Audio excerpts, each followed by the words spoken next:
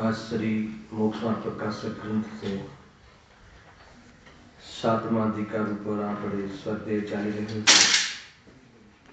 ધર્મ બુદ્ધિ થી ધર્મ ધારક વ્યવહારવાસી મિથ્યા દૃષ્ટિ એને તત્વના નિર્ણયમાં શું ભૂલ છે, તત્વ નિર્ણયમાં શું અયથાર્થતા છે એની ચર્ચા ચાલે છે। नाम तो छे तत्व सिद्धांत, सिद्धांत संबंधी શું ગરબડ છે એની અહીંયા મુખ્ય વાત છે। શાસ્ત્રનો અભ્યાસો છે, જે આજ્ઞાને માને છે, પરંતુ એને મૂળ ભૂલ શું થઈ જાય છે? શાસ્ત્ર જ્ઞાન તો છે પરંતુ ભાવ ભાષા નથી। અને એ આધાર બિંદુ યાદ રાખવું, એના આધાર પર આની સ્પષ્ટતા થાય છે। એમાં આપણે ગયા વ્યાખ્યાનમાં આશ્રવ તત્વના શ્રદ્ધાની અયથાર્થતાનો ટોપિક આપણે પૂરો થયો હતો। એમાં મૂળ વાત એ આવી હતી કે બે કન્સેપ્ટ લીધા હતા, 2 મિનિટ ચર્ચા કરી, અનુસંધાન કરીને આગળ વધીએ છીએ કે જે હિંસાદી પાપ આશ્રવ છે તેને તો હે માને છે, અને હિંસાદી જે પુણ્ય આશ્રય છે તેને ઉપાદેય માને છે। યદ્યપિ બંને બંધના કારણ છે ને, એટલા માટે અહીંયા એ આશ્રવ તત્વ સંબંધી ભૂલ છે। કોઈ આશ્રમને ભલો માને છે, કોઈક આશ્રમને બુરો માને છે। એના પછી બીજો કન્સેપ્ટ એ હતો કે જે મિથ્યાત્વ, વિરતિ, કષાય અને યોગ, જે આ 4 કારણ કહ્યા હતા, તો એ આશ્રવના અભાવના પુરુષાર્થમાં બાહ્યની જે પ્રવૃત્તિ છે એ તો રોકે છે, પરંતુ અંતરંગમાં જે મિથ્યાભિપ્રાયપૂર્વક રાગ દ્વેષ છે એનો તો એને વિચારે નથી। મિથ્યાત્વના ભાવમાં ગ્રહિત મિથ્યાત્વનો ત્યાગ છે, એને સમજે છે કે મિથ્યાત્વનો ત્યાગ થઈ ગયો। અવૃત્તિ આદિના ત્યાગમાં બહારની પાપ પ્રવૃત્તિને રોકે છે, પરંતુ પાપ પરિણામનો તો અંદરમાં રસ છૂટ્યો નથી। પુણ્ય પ્રવૃત્તિમાં લખ્યું છે છેલ્લા પેરેગ્રાફમાં, જુઓ, 2 લીટીમાં આખો વિષય ખ્યાલ આવી છે। વળી રાગ દ્વેષ મોહરૂપ જે આશ્રવ ભાવ છે તેનો તો નાશ કરવાની ચિંતા નથી, ચિંતા નથી એટલે વિચાર જ નથી, એ તરફ એનું ધ્યાન જ નથી। અંતરંગમાં જે પરિણામ છે એ પરિણામને અભાવ કરવાનું એનું કોઈ શ્રદ્ધાન નથી, તો પછી શું કરે છે? અને બાહ્ય ક્રિયામાં બાહ્ય નિમિત્ત મટાડવાનો ઉપાય રાખે છે। શું કહ્યું? જે પાપમાં બાહ્ય નિમિત્ત છે, અવ્રતમાં આશયમાં બાહ્ય નિમિત્ત છે, એ બાહ્ય નિમિત્તથી દૂર રહે છે, પાપ ક્રિયાઓને રોકે પણ છે, પુણ્ય ક્રિયાઓમાં પ્રવર્તે છે, પરંતુ અંતરંગ પરિણામમાં, અંતરંગ અભિપ્રાયમાં જે મિથ્યાત્વ સહિત જે રાગ દ્વેષ છે એને અભાવ કરવાનો એનો કોઈ વિચાર નથી, એ તરફ ધ્યાન જ નથી। પરિણામને અભાવ કરવાની વાત નથી, એને બાહ્યમાં પ્રવૃત્તિ માત્ર રોકે છે, એમ લખ્યું। પણ એ મટવાથી કાંઈ આશ્રવ મટતા નથી। બાહ્યમાં ક્રિયાઓ રોકે, નિમિત્તો પાસે, નિમિત્તોથી દૂર રહે, પણ અંતરંગમાં સ્વભાવ દ્રષ્ટિ ન હોવાથી, ગુણદોષનું વેદજ્ઞાન ન હોવાથી, એના દોષની દ્રષ્ટિ છૂટી નહીં હોવાથી, દોષની ખબર જ નથી। જો નીચેની 2 લીટીમાં એનું કન્ક્લુઝન છે। માટે અંતરંગ અભિપ્રાયમાં મિથ્યાત્વાદી રૂપ રાગાદી ભાવ છે તે જ આશ્રવ છે, તેને ઓળખતું નથી, હે ને? એ મૂળ તો વ્યવહારાભાસીની ચર્ચા ચાલે છે ને, એટલે અંતરંગમાં જે મોહ રાગ દ્વેષનું નિમિત્તપણું પામીને બાહ્યમાં જે ક્રિયાઓ થતી હોય છે એ ક્રિયાઓને વ્યવહારથી આશ્રવ કહે છે, પરંતુ એ વ્યવહારથી જે આશ્રમ કહે છે એમાં તો ફેરફાર કરે છે, ખ્યાલ આવ્યો? અને વ્યવહારમાં જે વ્યવહારથી જેને આશ્રમ કહ્યું છે, બાહ્ય ક્રિયાઓને પણ આશ્રમ કહ્યું છે, અંદરના ભાવોનું કષાયાદિનું નિમિત્તપણું પામીને, દ્વેષાદિનું નિમિત્તપણું પામીને જે બાહ્ય ક્રિયાઓ થાય એ ક્રિયાઓ પણ કર્મનું આવવાનું કારણ છે, અથવા તો એનો નિષેધ કરવામાં આવ્યો છે. અને આપણે કોઈને એમ કહીએ કે ભાઈ તમે લડાઈ નહીં કરો, ઝઘડા નહીં કરો, તો ક્રિયાની ઓરથી એને આપણે સૂચના આપીએ છીએ. પણ લડાઈ નહીં કરો, ઝઘડા નહીં કરો એટલે દ્વેષ નહીં કરો. ઠીક છે, આજથી નહીં લડીએ, આજથી ઝઘડા નહીં કરીએ, ક્યારે બી સામસામે નહીં આવીએ, પણ અંદરમાં દ્વેષનો ભાવ કર્યો કે દ્વેષમાં તો ગાંઠ મારી દીધી. ખ્યાલ જે તમને સમજાવવા માંગુ છું, અંદર તો વેર ભાવ ચાલવા લાગે, બહારની ક્રિયાઓ તો રોકી અને પછી કે નહીં હવે તો અમે ક્રોધ કરતા જ નથી, હવે ક્યારેક ઝઘડતા જ નથી, ઝઘડા બંધ કરી દીધા, બંધ થઈ ગયો ઝઘડો. પણ જો વ્યવહારની મુખ્યતાથી કથન કરવામાં આવે છે, પરંતુ પરમાર્થની ઓરથી સમજવાનું છે. આ શૈલી છે ચીનવાણીની. કથન વ્યવહારની મુખ્યતાથી કરવામાં આવશે, હે ને, ક્રિયાઓનો ત્યાગ કરવાનું કથન કરવામાં આવશે, પણ એના રાગનું ને રાગમાં એકત્વ બુદ્ધિના ત્યાગનું આપણે ઉપાય કરવાનો છે. પરંતુ એ તરફ તો લક્ષ્ય જ નહીં. એ રીતે બહારમાં કોઈ ભોજન આદિનો તો ત્યાગ કરી દે, પણ અંદરમાં ભાવવાનો ભાવ, એમાં સુખ બુદ્ધિ, એનો તો ત્યાગ છે નહીં, તો કેટલો ત્યાગ થયો કહેવાય? 1% કહેવાય કે ના કહેવાય? 1% બી ત્યાગ નથી. ખ્યાલ આવે કે નહીં? એટલા માટે એ અહીંયા કહે છે, જો અંતરંગ અભિપ્રાયમાં મિથ્યાત્વાદી રૂપ રાગાદી ભાવ, એટલું થોડુંક આમ શબ્દ એવો કન્ફ્યુઝન વાળો છે. મિથ્યાત્વાદી રૂપ રાગાદી ભાવ એટલે શું ખ્યાલ છે?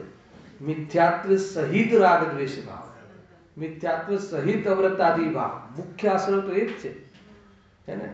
રાગ દ્વેષમાં ઉપાધિ બુદ્ધિ પૂર્વકનો રાગ દ્વેષ ભાવ, એને મટાડવાનું, ઉપાધિ બુદ્ધિને મટાડવાની વાત છે. અભિપ્રાય પર ધ્યાન અપાવે છે, તે જ આશ્રય છે. તેને તો ઓળખતું નથી. પુણ્યની રુચિ છે એનો અર્થ કે પાપ, પુણ્યના ફળમાં રુચિ છે એનો અર્થ કે પાપ પરિણામમાં બી ઉપાધિ બુદ્ધિ છે. એ બધી ચર્ચાઓ આપણે થઈ ચૂકી છે. આ પ્રમાણે અહીંયા એને ભાવ ભાષણ નથી, હે ને, શાનું ભાવ ભાષણ નથી? આશ્રવની પહેચાન નથી. હવે આશ્રવની પહેચાન નથી તો આશ્રવનો અભાવ કેવી રીતે થશે? એ જે એને આશ્રવ માને છે એના ભાવનો તો પુરુષાર્થ કરે કે જે આશ્રવ નથી. ખરેખર પાપ ક્રિયા આશ્રવ નથી, પાપ પરિણામ આશ્રય ભાવ છે. આશ્રવ ભાવનો અભાવ થતા ક્રિયા મટે તો મટી કહેવાય. આશ્રવ ભાવ મટે નહીં અને ક્રિયા ન થાય તો ક્રિયા ન થાય તો કે આશ્રવ ભાવ મટી ગયા છે એમ નથી. બરાબર? આ બધા ક્લેરિટી આપણે આગળ વિચાર કર્યો. હવે આપણે આને લઈને જે ચોથા અધિકારમાં આશ્રમ તત્વ સંબંધી ભૂલ છે એનો લાસ્ટ ટાઈમ કહ્યું તો થોડો વિચાર કરીશું. બહુ ટાઈમ થઈ ગયો અહીંયા ચલાવ્યા. પેજ નંબર 84 કાઢો. તો અદભુત છે કન્સેપ્ટ. પછી થોડી તુલના કરીશું. જે ચોથા અધિકારમાં આશ્રમ તત્વ સંબંધી જે ભૂલ કહી છે, બોલ્યો, આશ્રમ તત્વ સંબંધી જે ભૂલ કહી છે અને સાતમા અધિકારમાં આશ્રમ તત્વ સંબંધી ભૂલ કહી છે, જે જીવાદી સાત તત્વ સંબંધી, એમાં કઈ અંતર ખરું કે નહીં?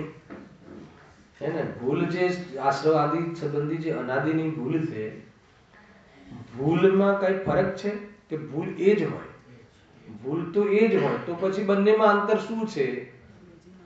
અને એ અંતર કેમ અલગ અલગ લખ્યું? સાતમા અધિકારમાં કોણ ફિટ થાય અને ચોથા અધિકારમાં કોણ ફિટ થાય એનો થોડું વિચાર કરીશું કન્ક્લુઝનમાં.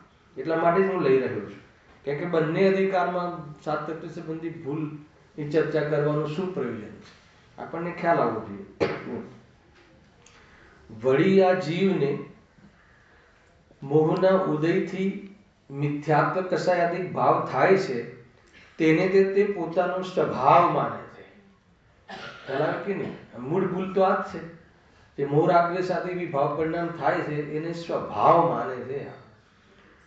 આમાં આપણે એમ વિચારી શકીએ કે ચોથા અધિકારમાં જે સાત તત્વ સંબંધી ભૂલ લીધી છે, એ જે ભૂલો છે એ ભૂલની ખબર જ નથી એવા જીવની વાત છે.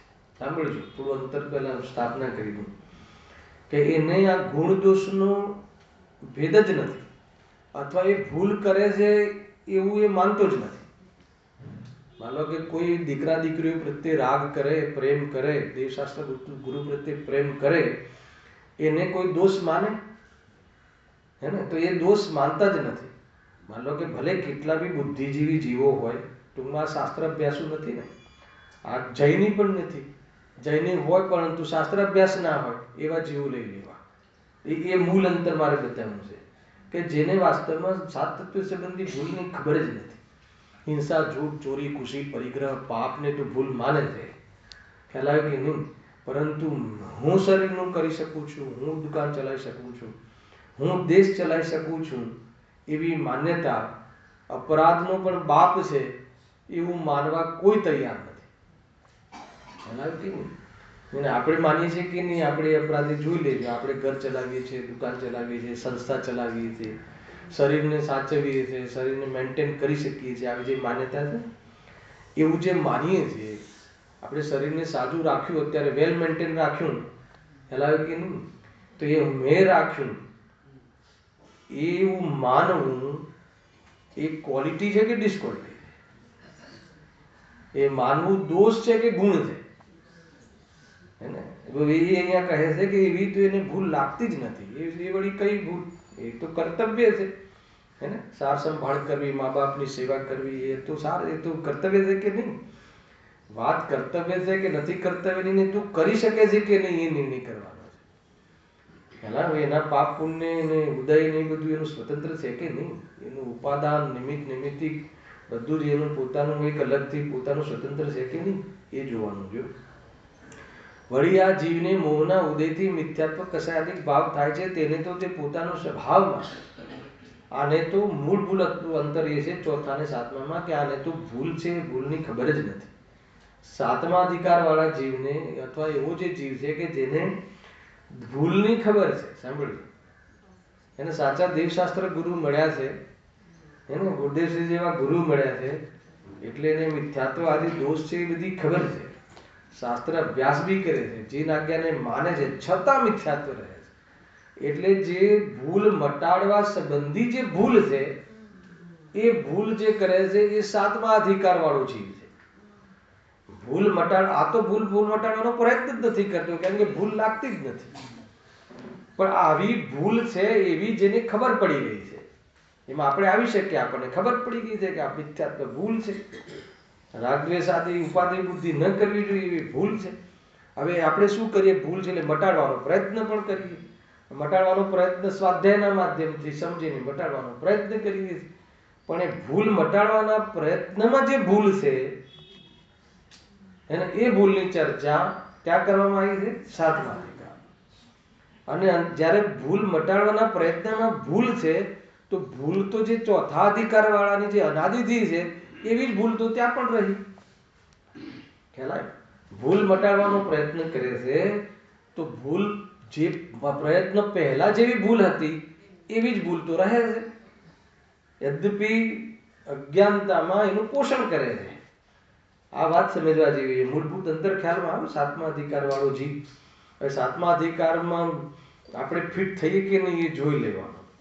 અને આપણે બધા જ ભૂલોનો અભાવ કરવાનો પ્રયાસ કરીએ છીએ, શાસ્ત્ર એટલે માટે સમજીએ છીએ, પણ સમજીને આપણે સમજ્યા પછી બી શાસ્ત્ર જ્ઞાન હોવા છતાં પણ ભાવભાષણ નથી.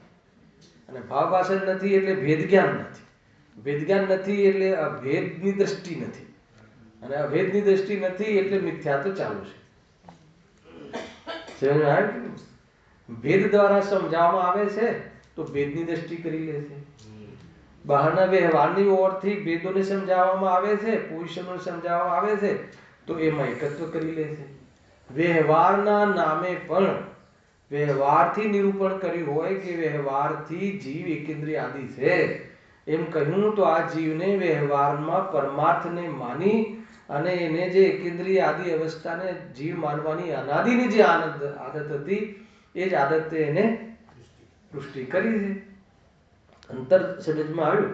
હવે ખાલી વાંચી લઈએ છીએ, અદભુત છે. આ તો બહુ સમય થઈ ગયો ને, આમાં બહુ કેટલાક બિંદુ એવા છે ને વિચાર કરવા જેવું. જો વળી આ જીવને મોહના ઉદયથી મિથ્યાત્વ કસાયથી ભાવ થાય છે, તેને તો તે પોતાનો સ્વભાવ માને છે, પરંતુ તે કર્મ ઉપાધિથી થાય છે.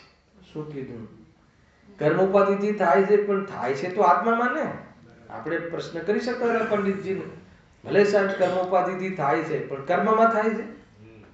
થાય છે તો જીવના પરિણામમાં થાય છે. જીવ જ પરિણમે છે, બરાબર છે, પણ એ ઉપાધિ જનિત ભાવ છે, હે ને, એ સ્વભાવગત ભાવ નથી.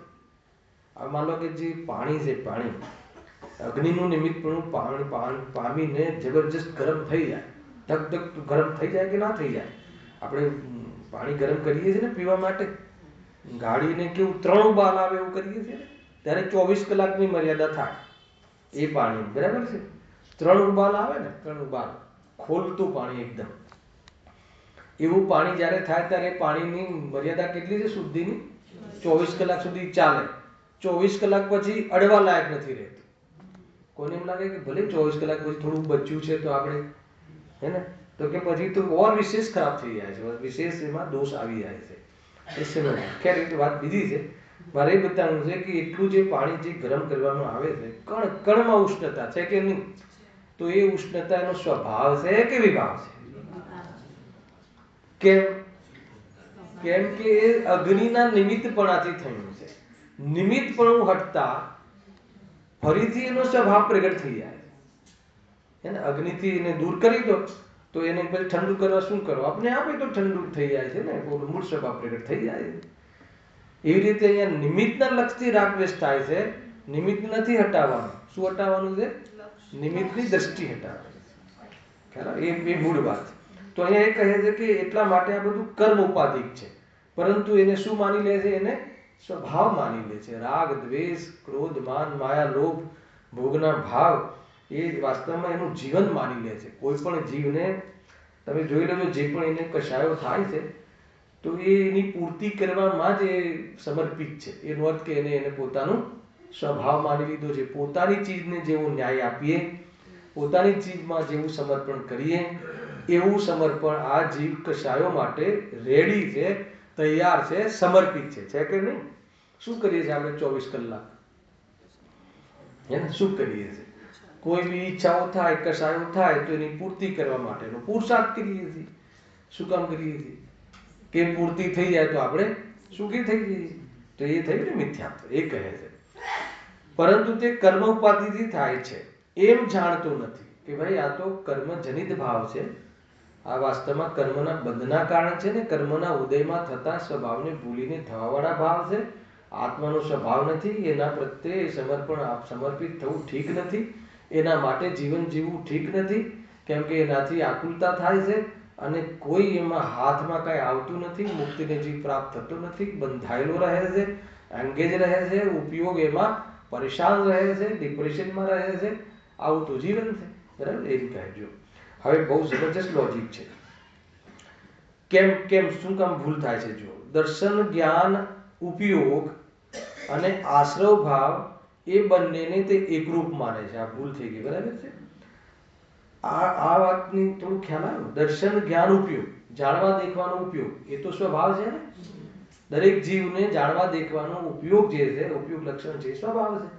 પંડિતજી કહે છે કે દર્શન, જ્ઞાન, ઉપયોગ એટલે જાણવા દેખવાનું પરિણામ, પ્રવૃત્તિ, સ્વભાવ અને આશ્રવ ભાવ એ બંનેને તે એકરૂપ માને છે, હે ને? બંનેને પોતાનો સ્વભાવ માને છે. લાસ્ટ ટાઈમ બી આમાં મેં તમને એક ક્વેરી પૂછી હતી કે જ્યારે હું જ્ઞાનને પણ મારો સ્વભાવ માનું અને આશ્રમને બી મારો સ્વભાવ માનું, જ્ઞાન આદિ બી મારામાં ઉત્પન્ન થાય છે, આશ્રવ આદિ બી મારામાં ઉત્પન્ન થાય છે, અને બંનેને હું મારી ચીજ માનું, તો એમાં ભૂલ શું છે? અચ્છા ચલો, તમને આશ્રવાદી દોષ લાગે છે, એને મેં મારું માન્યું તો એ ભૂલ છે, પણ જોડે જોડે હું સ્વભાવને બી તો મારો માનું છું ને. તો 50% ભૂલ છે અને 50% હે ને ભૂલ નીકળી ગઈ છે એવું ગણાય? તો કહે છે કે એમ નથી, અહીંયા જુદું લખ્યું છે. જો દર્શન, જ્ઞાન, ઉપયોગ અને આશ્રય ભાવ એ બંનેને એકરૂપ માને છે, એક સમાન માને છે. જ્ઞાન, દર્શન આદિ સ્વભાવ, મોહ, રાગ, દ્વેષ આદિ વિભાવ એક સાથે રહે એનો વાંધો નથી, પણ બંનેને એક સમાન માને એનું નામ મિથ્યાત્વ. અંતર ખ્યાલમાં આવ્યો? રાગ દ્વેષ એક જ પર્યાયમાં, રાગ દ્વેષ અને એક જ પર્યાયમાં જ્ઞાન, બંને એક સાથે રહે એ તો એક છદ્મસની વ્યવસ્થા છે પર્યાય, હે ને? ત્યાં તો મિથ્યાત્વ ક્યાં છે? બંનેને એક સમાન માનવું એ માન્યતા મિથ્યા છે. હેલો, એ એમ કહે એક સમાન માને, એક સમાન છે. જેવું જ્ઞાન આત્માનું છે એવો રાગ આત્માનું છે. હેલો, જ્ઞાન ચેતન રૂપ છે, જ્ઞાન અનાદિ અનંત છે, રાગ જડ સ્વરૂપ છે, દુઃખદાયક છે, કર્મબંધ રૂપ છે, ક્ષણિક છે, જવાવાળો છે. બંનેમાં તફાવત છે કે નહીં? તો બંને ભલે આત્માની પર્યાયમાં ઉત્પન્ન થાય પણ બંને ચીજો જુદી છે. એક સ્વભાવ છે અને એક વિભાવ છે. હવે એમાં પ્રોબ્લેમ શું છે?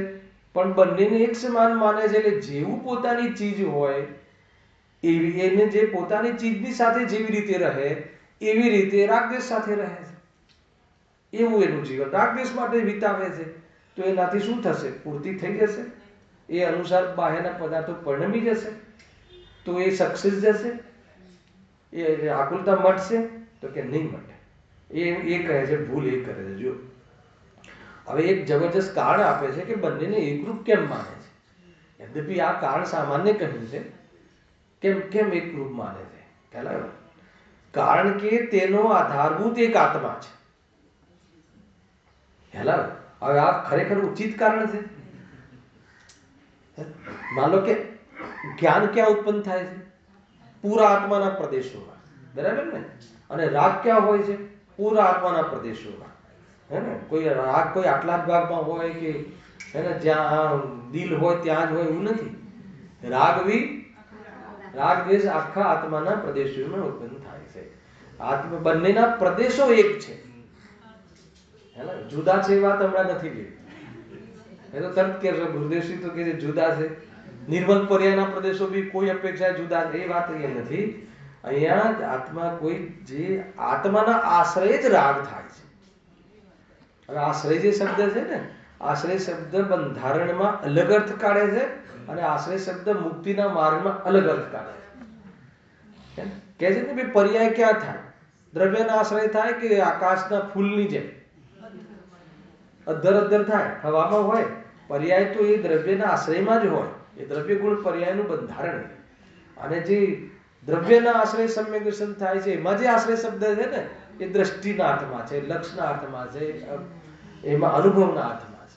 બંનેમાં અલગ અલગ આશ્રય શબ્દ એક, પણ બંનેમાં અલગ અલગ પ્રસંગમાં અલગ અલગ મિનિંગ છે. જ્યારે પ્રવચન સાર એમ કહે કે પર્યાય દ્રવ્યના આશ્રય થાય છે, એનો અર્થ એ શું છે કે કોઈ પર્યાય ઘેર હોય અને દ્રવ્ય અહીંયા આવ્યું હોય એવું ના બને. સોનાનો કોઈ જે ઘરેણાનો આકાર છે એ આકાર પહેરીને જવાય અને સોનું તિજોરીમાં રાખીને જઈએ એવું વ્યવસ્થા છે? ચોરી જ ના થાય. શું કહ્યું? એનો જે આકાર હોય સુંદર સુંદર આકાર એ તો આપણે પહેરી લઈએ અને સોનું ઘરે જઈએ મૂકી રાખીએ તો કે નહીં, એ પર્યાય સોનાના આશ્રયમાં જ હોય. પર્યાય એ રીતે અલગ નથી હોતી. ભિન્ન જાણવાની જે વાત છે અલગ છે, એ બધી અલગ અલગ મેટર છે. ભાઈ બંધારણની વાત આવે ત્યાં અલગ બાબત હોય છે અને એમાં જોવાની જે અલગ દ્રષ્ટિ છે, જોવાના જે દ્રષ્ટિકોણ છે પદાર્થને એ અલગ અલગ છે. દ્રષ્ટિ માટે કયા દ્રષ્ટિકોણથી જોવું, પર્યાય દ્રષ્ટિ હટાવવા માટે પર્યાયને કયા દ્રષ્ટિકોણથી જોવું, એ આખી વ્યવસ્થા ભેદ જ્ઞાનની અલગ છે. પણ વસ્તુ જ્યારે છે દ્રવ્ય ગુણ પર્યાય રૂપે દરેક વસ્તુ અખંડ છે. પ્રમાણની પહેલા પ્રમાણથી સમજવું જોઈએ અને એના પછી નયોનો પ્રયોગ કરવો જોઈએ. કેમ કે નય પ્રમાણના અંશ છે. આના પ્રમાણની વાત કરવી જ નહીં. પ્રમાણ કર્યા વગર તું નયને સમજીશ કેવી રીતે? કે નય તો પ્રમાણના અંશ છે.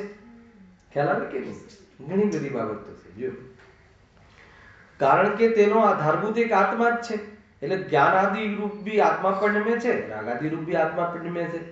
વળી તેનું અને આશ્રય ભાવનું પરિણમન એક જ કાળમાં હોવાથી ગજબ છે. એક જ ક્ષેત્રમાં અને એક જ કાળ. એવું નથી કે પહેલા જ્ઞાન ઉત્પન્ન થાય પછી બહુ વિચાર કરી અને બીજા સમયમાં રાગ કરે, એવું નથી. રાગ અને જ્ઞાન એક સાથે ઉત્પન્ન થાય છે આત્મામાં. બંને અલગ અલગ ગુણ છે, અલગ અલગ ગુણોનું પરિણમન છે અને દરેક દ્રવ્યના દરેક ગુણની દરેક સમયમાં પર્યાય હોય છે. બરાબર છે? એટલે એક સાથે ઉત્પન્ન થાય છે. અચ્છા, એક સાથે ઉત્પન્ન થાય છે, સાંભળજો, એક જ આત્માના આધારે થાય છે, એટલે અમારે સાહેબ ભૂલ પડી જાય છે. અમે શું કરીએ? એ તો આવી વ્યવસ્થા જેને કરી હોય એને કહો. ખ્યાલ આવે કે નહીં? અહીંયા એ આધાર આપ્યો છે પંડિતજીએ કે નહીં, કેમ ભૂલ થતી હશે? આ દેહ અને આત્મા આપણે એક કેમ માનીએ છીએ પ્રફુલભાઈ? એમાં આપણી મિસ્ટેક છે કે પ્રકૃતિની મિસ્ટેક છે? ના, પ્રકૃતિની મિસ્ટેક છે. કેમ કે જ્યારથી આત્મા જ્યારથી અહીંયા આવે છે, શરીર સાથે જ આવે છે, અને બંને કોઈ અલગ તો હોતા જ નથી. એક જ જ્યાં આત્મા એકલો મંદિર આવે અને શરીર ના આવે તો આપણને આમ જુદાળું દેખાય અને તો અમે ભિન્ન માનીએ. પણ આવું આમ એક જ પ્રદેશમાં દૂધ અને પાણીની માફક રહે છે એટલે મારાથી ભૂલ થઈ જાય છે. એમાં મારો શું દોષ? પ્રકૃતિને કહો જઈને. અરે કહે છે કે જેને ભિન્ન માન્યા છે એને બી તો એ રીતે રહે છે. ખરેખર તો તારે અજ્ઞાનના કારણે હે ને કોઈ એવી જાતિની પોઝિશન છે એટલે ભૂલ કરી દઈએ છે, એવું નથી. ખ્યાલ આવે? અરે એવી પોઝિશન છે તો એવી પોઝિશનમાં બી ભિન્ન ભિન્ન બતાવવા વાળી વાણી છે કે નહીં? એવું જ્ઞાન છે કે નહીં? એવી વિદ્યા છે કે નહીં? અને એવી વિદ્યા તું સાધી શકે એવી તારામાં ક્ષમતા છે કે નહીં? તો કે ક્ષમતા તો તું બીજી જગ્યાએ યુઝ કરી નાખે છે, તો એ તારો દોષ છે. એને સાત તત્વને જાણવાની આવ્યું આગળ બહુ આવ્યું. અમે શું કરીએ? અમારે જ્ઞાનાવર્ણ્ય કર્મોનો એટલો ઉદય છે કે અમને તત્વોનું જ્ઞાન જ નથી. તો કે નહીં, તારી પાસે એટલું તો જ્ઞાન છે કે તું સાત તત્વોને જાણી શકે, પણ પ્રયોજનભૂત તત્વમાં ઉપયોગ લગાવો કે ન લગાવો એમાં જ્ઞાનાવર્ણ્યનો દોષ નથી, એમાં મોહનો દોષ છે. બુદ્ધિ તો બહુ છે, પણ બુદ્ધિ પ્રયોજનભૂત તત્વમાં લગાવવી કે અપ્રયોજનભૂત તત્વમાં લગાવવી એનો આધાર કોણ છે? તો કે મોહ, અજ્ઞાન. ખ્યાલ આવ્યો કે નહીં? એમાં કોઈ જ્ઞાનાવર્ણ્ય કર્મનો દોષ નથી. અષ્ટમની પંચેન્દ્રિય જીવ સુધી તો એમ કહીએ કે ભાઈ એને વિચારાને જ્ઞાનાવર્ણ્ય કર્મનો તીવ્ર ઉદય છે, એટલો સમજ નથી. એને ચલો ત્યાં એકવાર તારી વાત માની લઈએ, પણ તું એમ કહે સંગીત પંચેન્દ્રિય થઈને કે મારામાં એવી બુદ્ધિનો વિકાસ નથી, તો કે ભૂલ છે. અને સાત તત્વોનું યથાર્થ જ્ઞાન થઈ શકે છે, વિજ્ઞાન થઈ શકે છે. પર્યાયમાં એવી શક્તિ હાલ મોજૂદ છે, ત્રિકાલ નહીં, પર્યાય. પરંતુ એ શક્તિનો તારે ઉપયોગ ખોટી જગ્યાએ કરવો છે, યથાર્થ જગ્યાએ નથી કરવો. એમાં કારણ તારો મોહ છે, એનું કારણ તારું અજ્ઞાન છે. એને કહે છે જો, કારણ કે તેનો આધારભૂત એક આત્મા છે, વળી તેનું અને આશ્રયભાવનું પરિણમન એક જ કાળમાં હોવાથી તેનું ભિન્નપણું તેને ભાસતું નથી. આપણને એમ લાગે કે ભાઈ મા મારું તો કોઈ વાંક જ નથી, આટલું નજદીક રહે તો ભિન્નપણું અમને એટલે નથી ભાસતું, એમ નહીં. આગળ લખ્યું છે જુઓ, તથા એ ભિન્નપણું ભાસવાના કારણો વિચારો છે. આપી દીધું, કારણ તો છે. ભલે તને ભિન્ન ભાસતું નથી એ કારણથી, પણ તારી પાસે ભિન્ન ભાસવા માટેનો વિચાર શક્તિ તો છે. પરંતુ શું લખ્યું? તે મિથ્યા દર્શનના બળથી થઈ શકતા નથી. એને તને મિથ્યા શ્રદ્ધા, તને મીઠાશ લાગે છે એમાં મેં કોઈનું કર્યું એને એ એવું મને ચાર જણ કહે એમાં મને બહુ ગમે છે. એવું લાગે છે કે આપણે જાણે કે બધું જ સુખ આવી ગયું. લાગે કે ના લાગે? એમ છે. પ્રતિષ્ઠા થઈ ને બધા જગ્યા કે પ્રતિષ્ઠા. હા, પ્રતિષ્ઠાના મેનેજમેન્ટ વાળાનો એક ક્લાસ લેવો જોઈએ. અમે તો લેતા હોઈએ હે ને. ભલે ત્યાં તો ખાલી ગુરુદેવનું પ્રવચન રાખ્યું હતું, પરંતુ એકાદ બે ક્લાસ જરા ચાલતી પરિસ્થિતિ માટે રાખવા જોઈએ. હેલા કે નહીં? કે કાર્યકર્તાઓ તો બધું શ્રેય લે, જબરજસ્ત મેનેજમેન્ટ, આમ જબરજસ્ત તમને બધું જ હાથમાં આપે, જીનવાણીથી લઈને ભોજન સુધી બધી વ્યવસ્થા ટોપ હતી કે નહીં? વ્યવસ્થા ટોપ હતી કે ભગવાન ટોપ હતા? વ્યવસ્થા ટોપ હતી કે નહીં? તો પછી આપણે આ વ્યવસ્થા કોણે કરી? અને પછી છેલ્લા દિવસે જ્યારે સન્માન ન કરવામાં આવે, આભાર હે ને વ્યક્ત કરવામાં ન આવે ને એમાં એકાદ નામ રહી જાય તો કેવું થાય? તો કહે આભાર જ્યારે વ્યક્ત કરે, ત્યારે આભાર કરે સંસ્થા, ત્યારે તો એવું લાગે કે મારી પ્રતિષ્ઠા સફળ થઈ. એનું એ મીઠાશ, એ મિથ્યાત્વનું જોર હોય છે. અમે તો દિલ્હી ત્યાં દર્શન કરીએ, ભગવાન બિરાજમાન થયા ને શ્રી મંદિર ભગવાન. તો મેં હમણાં પ્રવચનમાં કહ્યું કે માહોલે ચાલતો હોય એટલે આપણને થોડું વિકલ્પ રહે. મેં કીધું કે આ હવે જે પ્રક્ષાલ બધા કરતા હોય સવારે કરવું જોઈએ, જે બી કરતા હોય. હવે એને જે સ્ફટિકની મૂર્તિની પ્રક્ષાલનો વર મહિમા આવશે. હે ને? હવે પગે લાગવામાં સ્ફટિકના ભગવાન પર તે પગે લાગવામાં ઓર મહિમા આવશે. ભગવાન પાષાણના હોય, ધાતુના હોય કે સ્ફટિકના હોય? પહેલા કીધું આપણને મહિમા એનો આવે છે કે ભગવાન પાષાણ ભગવાનની તો સ્થાપના કરી છે. સ્થાપના નિક્ષેપની ઓરથી અગર જોવામાં આવે ને ભાવ નિક્ષેપથી પૂજા કરવામાં આવે તો સમ્યક દર્શન થઈ જાય. હેલા આપણે તો દ્રવ્ય નિક્ષેપથી તો વસ્તુ સમજવામાં આવે છે. ભાવ નિક્ષેપથી વ્યવહાર થાય છે અને ભાવ નિક્ષેપનો પુરુષાર્થ હોય છે. આ નિક્ષેપનું પ્રકરણ છે. તમે લોકો નય સુધી આવી ગયા ને, હવે નિક્ષેપમાં આવશો તમે. પ્રમાણ, નય, નિક્ષેપ 3 ચીજો છે વસ્તુ પદાર્થને ઓળખવા માટે. એના વગર આત્માની અનુભૂતિ થાય નહીં. ભલે નામ ના આવડે પણ નયોના પ્રયોગ વગર તો વસ્તુનું સ્વરૂપ સ્પષ્ટ થાય જ નહીં. નિયમ છે આ. ખ્યાલ આવી? ગજબ છે. પણ આ ટાઈપના પ્રવચનો એક વખત ત્યાં રાખે ને તો પછી જે સ્ફટિકને જોઈને ઉછળે એના કરતા ભગવાનની જે મુદ્રા જોઈને ઉછળે મન, સ્ફટિકને જોઈને ઉછળે એ તો પાપ થઈ ગયું અને ભગવાનની મુદ્રા જોઈને ઉછળે એ પુણ્ય ભાવ થઈ ગયું. સાંભળજો. અને એવું સ્વરૂપ મારું છે એવું અનુસંધાન કરે તો પુરુષાર્થ થઈ ગયો. અંતર ખ્યાલમાં આવે છે આખી વસ્તુનું. હવે આ 3 ચીજમાં આપણે ક્યાં હતા પ્રતિષ્ઠામાં એ સૌએ પોતપોતાનું નક્કી કરી લેવું. હેલા? તો આવા એક પ્રયોગાત્મક એક અડધો પોણો કલાકની જો ત્યાં વસ્તુ મૂકવામાં આવે ને તો જીવને ખ્યાલ આવે. જેમને ચઢાવા લીધા એ તો હશે જ બધા, અહીંયા કોઈ ને કોઈ બધા હશે બધા. તો હવે એમને શું ફીલ થયું, શું ના થયું.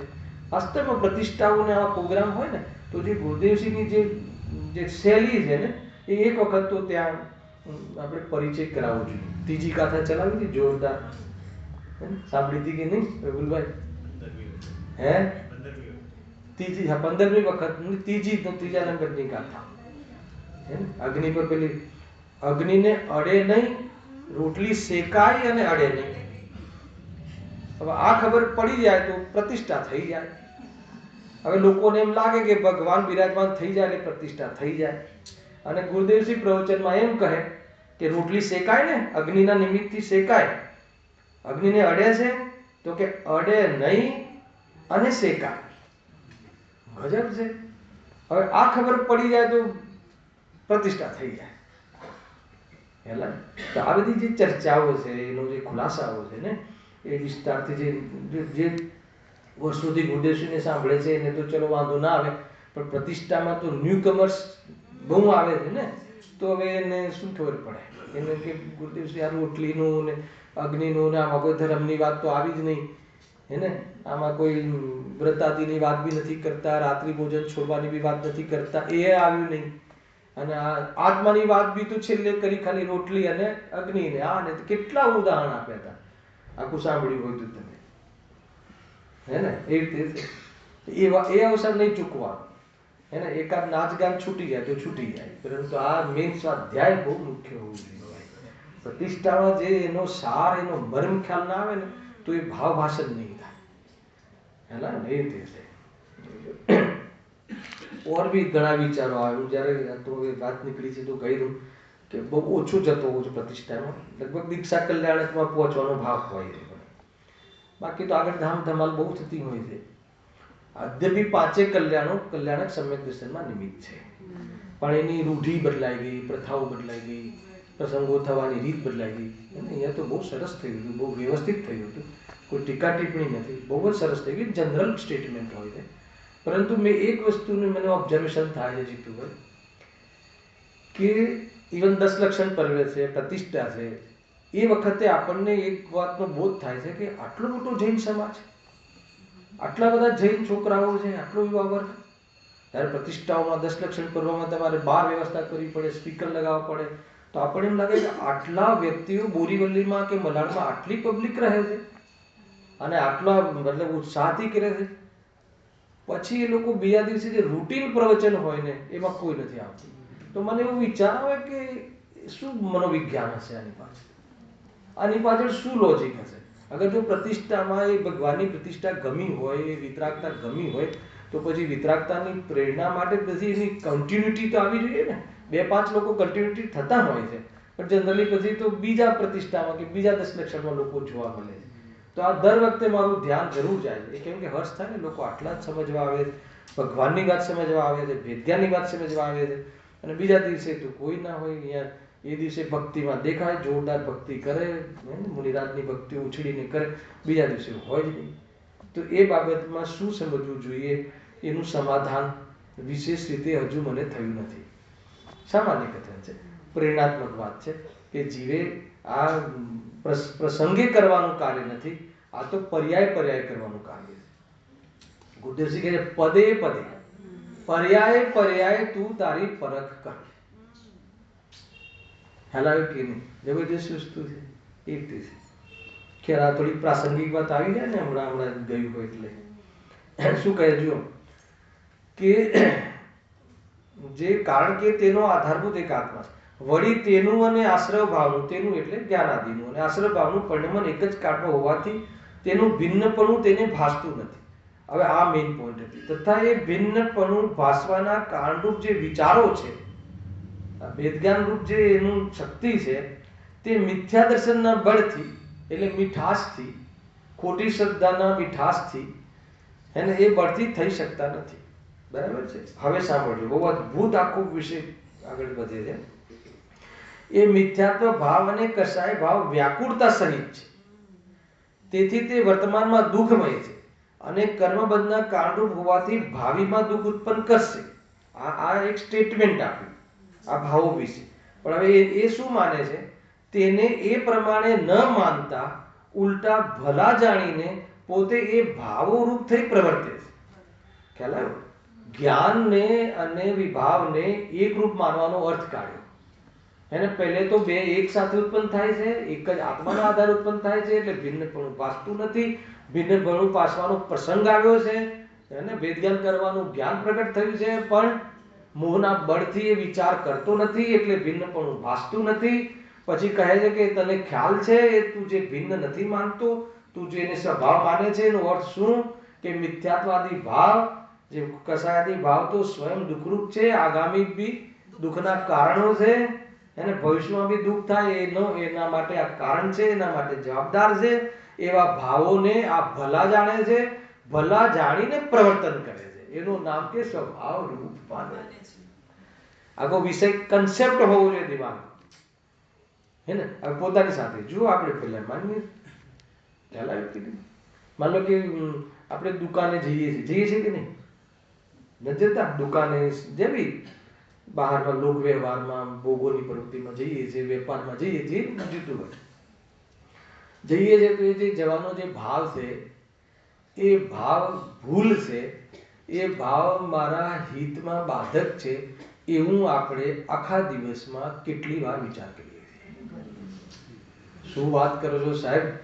હે ને? મારા હિતમાં બાધક છે એવું તો અમે વિચારતા નથી, અને વિચારવું પણ ના જોઈએ. અમે તો એમ વિચારીએ છીએ કે અમને આ તો ભાવ, હા, આ તો અમારા સંસારમાં હિતકારી છે, આ તો ક્વોલિટી છે, આ તો સમાજમાં જે વેપાર આદિમાં આગળ પડતો હોય એની બોલબાલા છે, અને સંસારિક સુખમાં પ્રમુખ છે. એવા કાર્યોને ને એવા ભાવોને અમે એને કેવી રીતે એને ભિન્ન જાણીએ? અંદર ખ્યાલમાં આવે?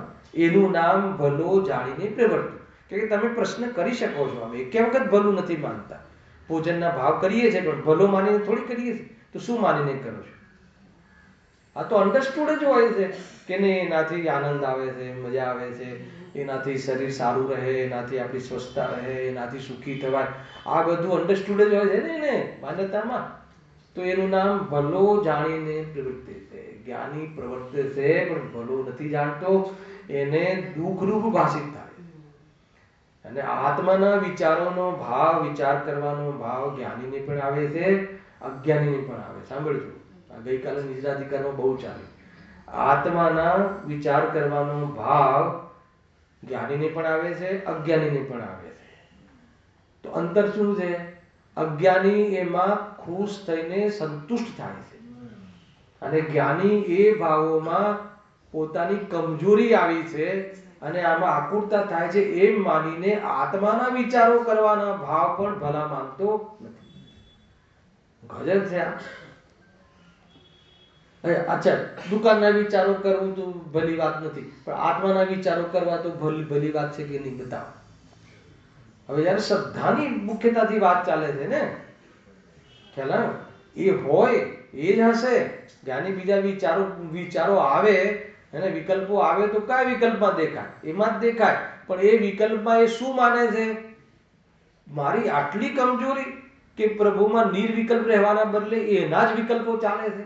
એ કમજોરીને અનુભવ કરે છે, કમજોરી રૂપ જાણે છે, એને ભલા નથી જાણતો અને એ અનુભવતો નથી. ખરેખર તો એનાથી ભિન્ન આત્માનો જ અનુભવ કરે છે.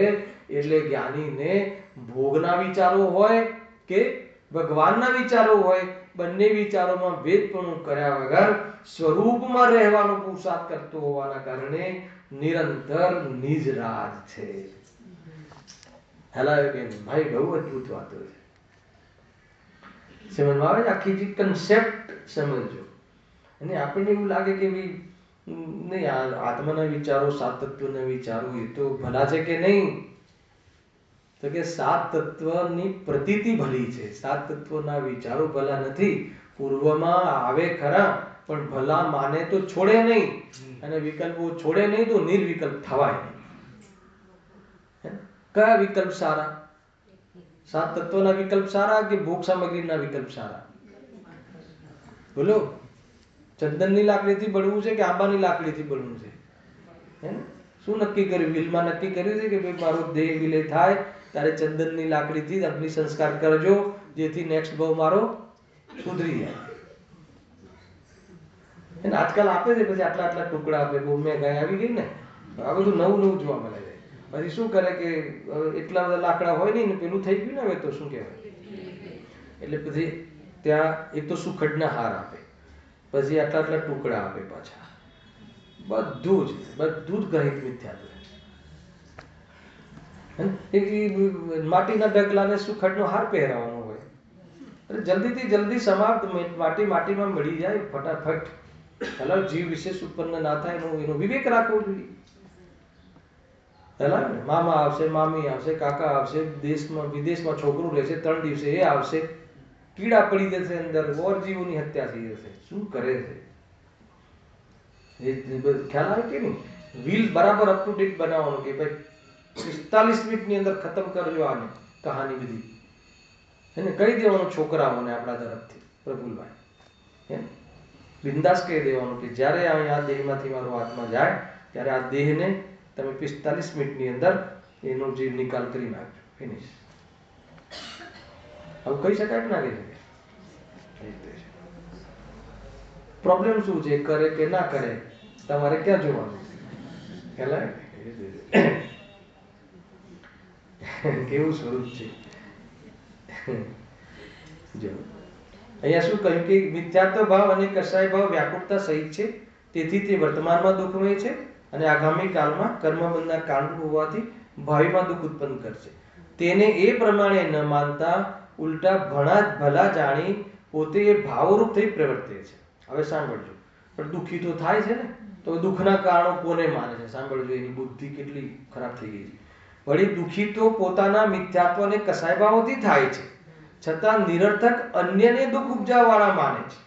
કેટલી ભૂલો થઈ?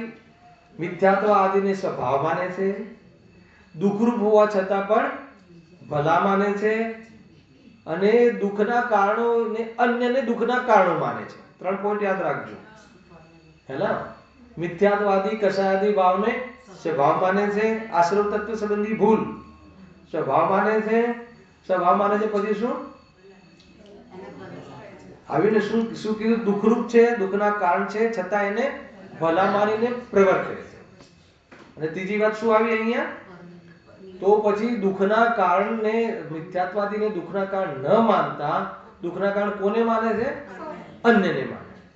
આપણે દુઃખી કોના કારણે છીએ? બીજાના કારણે. ક્રોધ કેમ આવે છે? શત્રુના કારણે. રાગ કેમ આવે છે? દીકરાના કારણે. મારે રાગ દ્વેષ રહિત થવું હોય તો શું કરવું જોઈએ? હે ને, શત્રુ અને દીકરા આદિને દૂર કરી દેવા જોઈએ. કેટલા દૂર કરવા જોઈએ? ક્યારે ના દેખાય, ક્યારે ના જણાય, કેટલા દૂર કરી દેવા જોઈએ? કેટલા દૂર કરશો? લોકનું દ્રવ્ય લોકમાં જ રહે, અલોકમાં તો જશે નહીં. શું કરશો? અને કદાચ દૂર વર્તી રહે તો બી જ્ઞાનમાં તો આવવાનું જ છે, કેમ કે જાણવું તો આત્માનો સ્વભાવ છે. કરશો શું? અંતરખ્યાલમાં આવે છે ભાઈ કેટલો ખોટો ઉપાય ને કેટલું ખોટી માન્યતા. વાત બહુ સરળ છે, આ કોઈ ઘરી વાત નથી હું જે કહી રહ્યો છું, પણ બહુ રોમાંચ પેદા કરે, આપણને અંદરમાંથી હલાવી દે એવી વસ્તુ છે.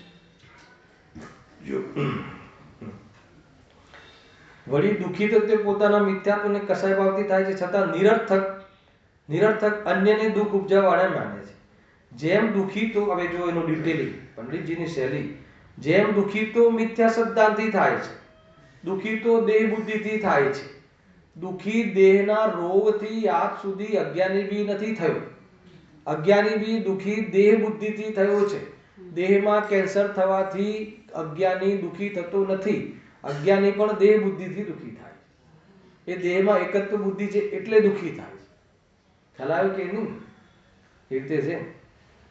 મિથ્યા સિદ્ધાંતથી થાય છે, છતાં પોતાના સિદ્ધાંત અનુસાર જો પદાર્થ ન પ્રવર્તે તો તેને દુઃખદાયક માનવા લાગે છે. એટલે દુઃખનો આધાર કોને માન્યો? આવે ને આ છે. હવે આગળ જો, દુઃખી તો ક્રોધથી થાય છે, છતાં જેનાથી ક્રોધ કર્યો હોય તેને દુઃખદાયક માનવાના. જેનાથી એટલે જેનું લક્ષ કરીને. દુઃખી શાનાથી થઈએ છીએ? ક્રોધથી. પણ જેનું લક્ષ કરીને ક્રોધ કર્યો કે જો આ વ્યક્તિ જો સામે ના આવ્યો હોત ને તો મને ક્રોધ આવત નહીં અને હું વિતરાગી થઈ જાત. એમ સુરદાસ જેવું થયું ને.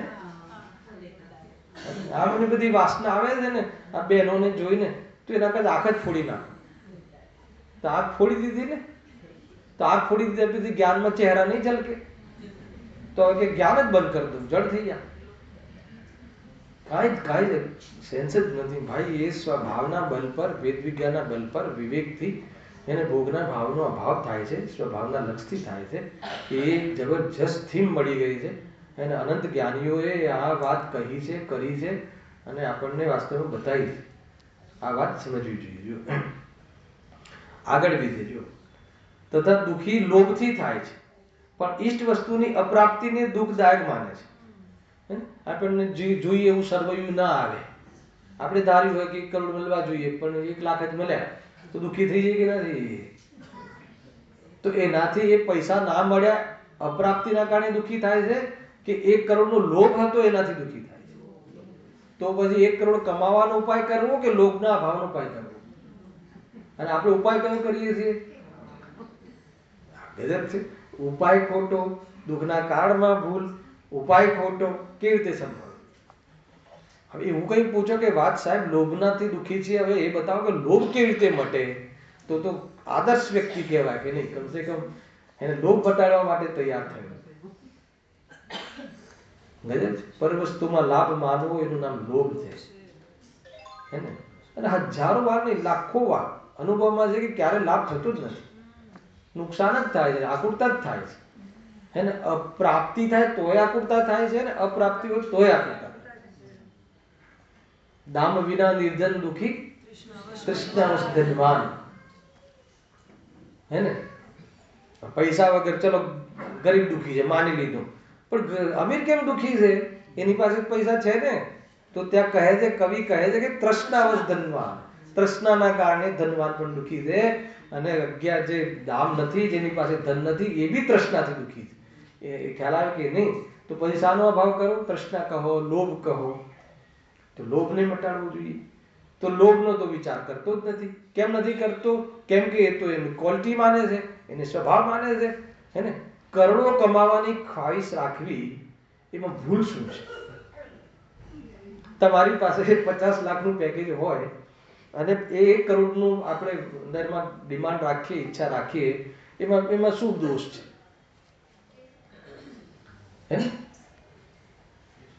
હાઈ એમ્બિશિયસ ક્વોલિટી છે કે ડિસક્વોલિટી છે?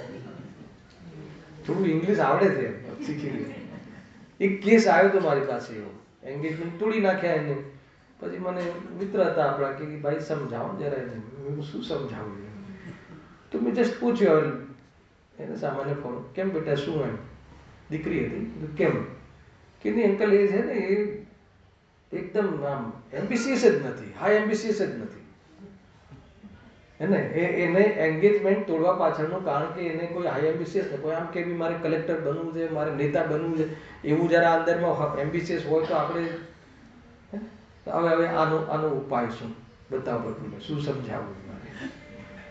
અને આપણે તો એને એ જે ઈચ્છા જે છે ને, ઈચ્છાના ભાવને શું કહે છે એ સમજાવવાનું છે. અને એ કહે છે કે આને ઈચ્છાઓ જ નથી વિશેષ દુનિયામાં કાંઈ. હવે એને કેવી રીતે સમજાવું?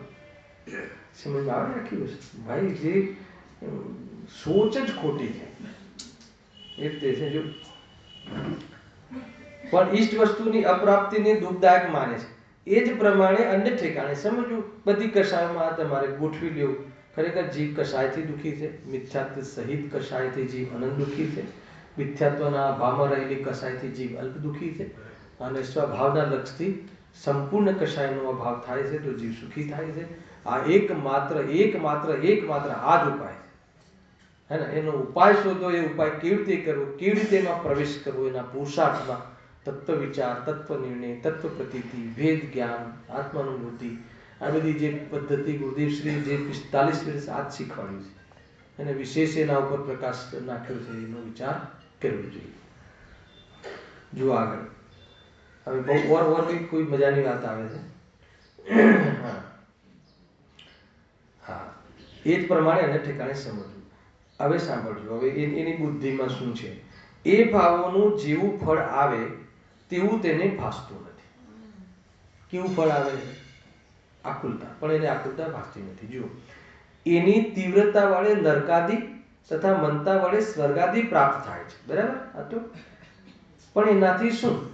ત્યાં ઘણી થોડી વ્યાકુળતા થાય તેવું તેને ભાસતું નથી. હે ને? નરકમાં ઘણી અને સ્વર્ગ આદિમાં થોડી. એટલે કશાયની મનતા હોય તો એ નિયમ લગાડ્યો. પ્રાય નરકમાં તીવ્રતા વિશેષ હોય છે, એટલે ત્યાં ઘણી આકુરતા થાય છે, અને અહીંયા ઓછી આકુરતા થાય છે, પણ આકુરતા થાય છે. એના પર ધ્યાન આપવાનું છે. પણ એને એ સંબંધી એને નોલેજ જ નથી. કહે છે ને, એને એવું ભાસતું જ નથી. ખ્યાલ આવ્યો કે નહીં? આ તો પ્રશ્ન બધાનો છે. મને તો દેવલાલીમાં પ્રશ્ન પૂછ્યો હતો ખાસ સ્વાધ્યાય જેવી કે ભાઈ તમે વાત બરાબર કહો છો, પરંતુ આ પુણ્યનો ઉદયમાં બહારમાં અનુકૂળતા મળે છે ને, ત્યાં અમને દુઃખ ભાષિત થતું નથી. ખ્યાલ? પછી અમારા મિત્ર આવે છે મારી પાસે સ્વાધ્યાય કરવા, મને કહે કે ભાઈ આપણને વેપાર આદિમાં તો પકડમાં આવે છે, આકુરતા લાગે છે, પણ જે સ્વાધ્યાય આદિ કરીએ છીએ અને એમાં આપણને આકુરતા લાગે છે એ પકડાતું નથી. ખ્યાલ આવ્યો કે નહીં? લાગે એમ આપણને? અરે એમાં સિદ્ધિ કરીએ છીએ ને, આકુરતા લાગે છે ને. આમાં ઓર વધી જાય તો આકુરતા આવે છે. સ્વાધ્યાયથી જો આકુરતા તમને નથી ભાસતી એ વાત જુદી છે, પણ આકુરતા છે સ્વાધ્યાયના પ્રસંગમાં. આપણે અગર જો ન ભાષિત થતું હોય તો એમ સમજાવવામાં આવે છે કે આજે 2 કલાકનો ક્લાસ છે, અને તો તરત જ કે એ બી તો સ્વાધ્યાય થયું ને 2 કલાક. ટૂંકમાં હર જે પ્રવૃત્તિમાંથી જે ભાગવા ચાહે ત્યાં આકુરતા છે એમ નક્કી કરીએ. જ્યાંથી ભાગવા ના ચાહે ત્યાં પછી આકુરતા નથી. તમે જોઈ લેજો કોઈ બી જગ્યાએ, તમે ભલે 1 કલાક 2 કલાક ભ્રમથી સારું લાગે, પછી 3જા કલાકે તમે ભાગો, એનો શું થઈ ગયું કે ત્યાં આકુરતા નથી. ટૂંકમાં એને નિરાકુરતાનું સ્થાન ક્યાં છે એ ખબર ના પડે ત્યાં સુધી ભાગ દોડ કર્યા કરશે. ઘડીમાં ત્યાં જઈને સુખ લેશે, ઘડીમાં સ્વાધ્યાયમાં સુખ લેશે, ઘડીમાં ભગવાન પાસે જઈને, ઘડીમાં ભોગો પાસે જઈને સુખના પ્રયાસો કરે છે, પરંતુ સ્વભાવ પાસે ક્યારેય ગયો નહીં. વાત એટલી હતી કે દેવશાસ્ત્ર ગુરુ સ્વભાવ પાસે જવાની ગાઈડન્સ આપે છે, એટલે વચ્ચે રસ્તો આવે છે, પરંતુ એમની પાસે બેસી રહેવાથી પણ આકુરતા મળતી નથી. ખ્યાલ આવ્યો કે નહીં? એ રીતે છે. હા, એવી તીવ્રતા વડે નરકાદી તથા મનતા વડે સ્વર્ગાદી પ્રાપ્ત થાય છે, ત્યાં ઘણી થોડી વ્યાકુળતા થાય છે તેવું તેને ભાસતું નથી. તેથી તે ભાવો બુરા પણ લાગતા નથી. હવે ફરીથી બતાવો, સાંભળજો. હવે આ બહુ જબરજસ્ત હે ને, મેજિકલ લોજિક છે આ તો. હે ને? તેનું કારણ શું? એ ભાવો બુરા કેમ નથી લાગતા? જો, કારણ એ જ કે એ ભાવો પોતાના કરેલા ભાસે છે, તેથી તેને બુરા કેમ? શું રહસ્ય કાઢ્યું? આપણને આપણે કોઈ બી વ્યક્તિ હું ભૂલ કરું છું એવું સ્વીકારવા તૈયાર થતું જ નથી. અરે હું તમને સામાન્ય વાત કરું કે અહીંયા હાલ તમને જોકું આવે ને જોકું, અને હું જીનવાણીની સામે તમને કહું ને કે ભાઈ ઊંઘો નહીં, તો તમને એક વાર તો કહેશે કે હું ઊંઘતો નથી. આ એક નિયમ છે. જીવને ભૂલ સ્વીકાર, અચ્છા ભૂલ માને નહીં, હે ને, એને ભૂલ છે માને નહીં, તો એને બુરા માને કેવી રીતે? અને બુરા માને નહીં તો આ ભાવ કરવાનો પુરુષાર્થ કેમ કરે? આપણું લોજિક ખ્યાલ આવે. અચ્છા એ બુરા કેમ નથી માનતો, એની પાછળ શું મનોવિજ્ઞાન કીધું કે મેં કર્યા છે ને તે બુરા કેવી રીતે હોય? ખ્યાલ આવે. હું તમને સમજાઈ રહ્યો છું તો સમજાવવાનો ભાવ જે મને આવે છે તમને, તો એ સમજાવવાનો ભાવ અને એમાં મારી પ્રમુખતા છે. તો હવે એને બુરો કહેવામાં મને બહુ ટાઈમ લાગી જાય. હું જ સમજાવું છું ને એ જ ભાવને હું બુરો કહીશ તો દુનિયા મારી વિશે શું માનશે? પછી કે નહીં વ્યવહારથી વાસ્તવમાં જોવા જઈએ તો વ્યવહારથી તો એ ભાવ હોય છે, અને પરમાર્થથી બુરો કહે છે. એટલે પરમાર્થને ગૌણ કરીને કહે, વ્યવહારને મુખ્ય કરે. વ્યવહારથી તો સમજાવવાનો ભાવ જ મુખ્ય છે, પરમાર્થથી એને બુરો કહે છે. આવ્યો ખ્યાલમાં? આ રીતે જે પોતે ભાવ કરતો હોય એ બહુ જોરદાર. મને આ સવારે વાંચતો હતો આ પેરેગ્રાફ, મેં કીધું શું ગજબની વાત છે. જો એ લખ્યું એમને, કારણ કે એ જ કે એ ભાવો પોતાના કરેલા પાસે છે, તેથી તેને બુરા કેમ કહેવાય? અને સ્વયં જે ભાવ કરતો હોય છે એને એનું સ્વામિત્વ છે, એ ભાવ પોતાનો સ્વભાવ માને છે, અને એમાં કાંઈ એને ભૂલ કેવી રીતે લાગે? અને 19મી ગાથામાં બી આનો જ ઉપાય છે. કર્મ અને નો કર્મથી અભેદ બુદ્ધિ જ્યાં સુધી નહીં મટે ત્યાં સુધી જીવ અપ્રતિબુદ્ધ રહેશે. એમાં કર્મમાં શું લીધું સમ્યક? કેટલી વાર થઈ ગયું છે. કર્મમાં અમૃતચંદ્રાચાર્ય શું લીધું? ભાવ કર્મ લીધું, હે ને, અને નો કર્મમાં શરીર આદિ લીધું. સાંભળજો તમે. અને દ્રવ્ય કર્મના બંને ફળ છે, એટલે દ્રવ્ય કર્મ અંડરસ્ટુડ છે. તો જે આપણે ભાવ કર્મ એટલે જે મોહરાગદ્વેષાદી જે ભાવ છે, એ ભાવ જે આત્મામાં ઉત્પન્ન થાય છે, એ બધા ભાવ જે છે કેવા છે? એ ભાવ કેવા છે? બે સર્ટિફિકેટ આપ્યા હતા ત્યાં. એક તો જડ છે અને આત્માને અશાંતિ કરાવવા વાળા છે, તિરસ્કાર કરાવવા વાળા ભાવ છે. તમે જોઈ લેજો ટીકા ખોલીને આ શબ્દ પડી. મોહ રાગ દ્વેષ ભાવ, શુભાશુભ ભાવ, એક તો જડ ભાવ છે, પૂતગલના છે, બરાબર છે. અને પછી બીજું શું કહ્યું? આત્માના તિરસ્કાર કરાવવા વાળા છે. હેલા. અને જે આ શરીર આદિ જે છે એ બધા બાહ્ય છે, પરદ્રવ્ય છે, ત્યાં સુધી પ્રોબ્લેમ નથી. પણ એમાં શું કરે છે? અભેદ બુદ્ધિ કરે છે. અભેદ બુદ્ધિ માટે એક ઉદાહરણ આપ્યું. બતાવું તમને શું ઉદાહરણ આપ્યું. એવું ઉદાહરણ આપ્યું, ત્યાં મટકાનું ઉદાહરણ આપ્યું છે. થોડું ભારે ઉદાહરણ છે, હું તમને થોડું ઈઝી ઉદાહરણ આપું. જેવી રીતે સાકરમાં મીઠાશનો અનુભવ છે, એવી રીતે કર્મ અને નો કર્મને આત્મા સાથે અભેદ અનુભવ કરે છે. એનો અર્થ શું? સમજમાં આવ્યું કે નહીં? જેવી રીતે સાકર અને મીઠાશ છે એવું અભેદ ક્યાં અનુભવ કરવાનો હતો? જ્ઞાન અને આત્મામાં. પણ એવો અનુભવ ક્યાં કરે છે? રાગ અને આત્મામાં. ખ્યાલ આવે? હવે એવો અનુભવ કરે છે એનો અર્થ શું ખબર છે? જેવી રીતે સાકર અને મીઠાશમાં અભેદ અનુભવ કરે છે એનો અર્થ એ થયો કે એમાં મીઠાશનો આપણને જરૂરત હોય તો એ સાકરમાં જ હોય એવું વિચારવું નથી પડતું, વિકલ્પ નથી કરવો પડતો, ક્લાસ લગાવવા પડતા નથી.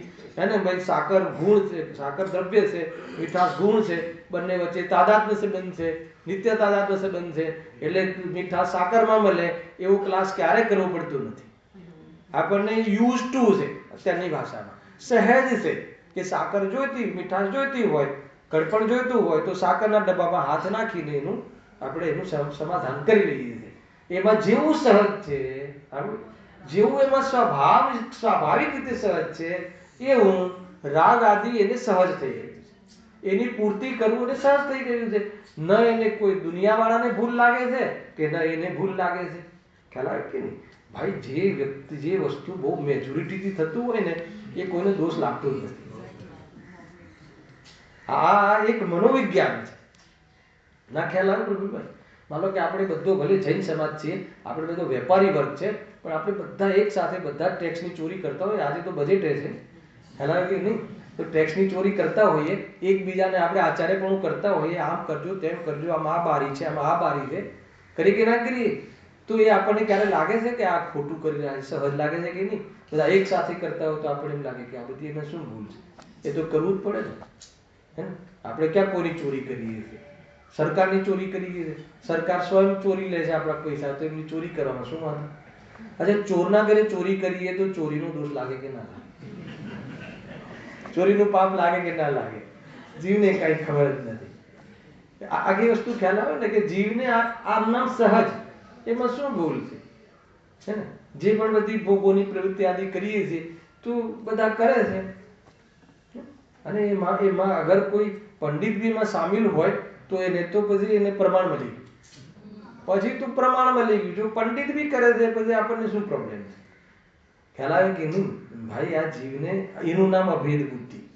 એટલું સહજ થઈ જાય છે આપણને, ખોટા દોષ એટલા સહજ થઈ ગયા છે કે એ આપણને દોષ તરીકે સિદ્ધિ કરવામાં જ્ઞાનીઓને પણ બહુ તાકાત લગાવી પડે છે.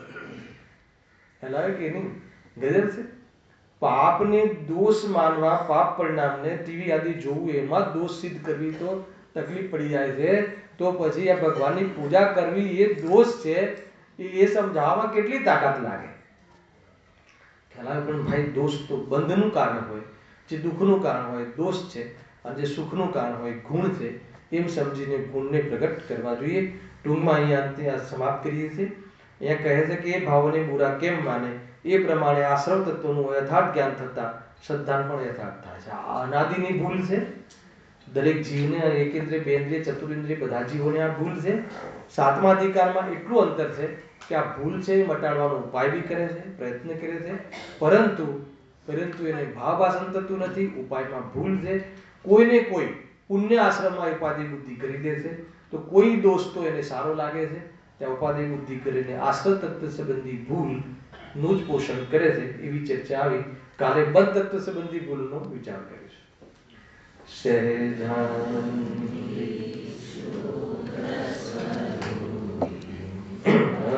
અવિનાશી આત્મસ્વરૂપ